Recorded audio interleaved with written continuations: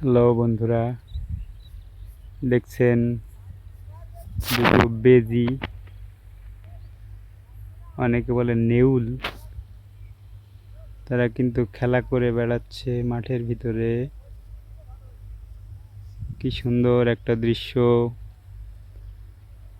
কোনো রকম ভয় আতঙ্কের ছোঁয়া নেই। আমি এত কাছে তবুও যেন আমাকে ওদের ভয় নেই। যা হোক, আমার ভিতরে মনে হয় এক ধরনের ভালোবাসা দেখতে পেয়েছে ওরা। মনে হয় এরা একটা জোড়া। এরা এই ঘন ধানের ক্ষেতের ভিতরে থাকে। মাঝে মাঝে কোনো ব্যাঙ অথবা ও সরি, এটা চারটা, এক হালি একটা পরিবার। প্রথমে দুটা ভেবেছিলাম।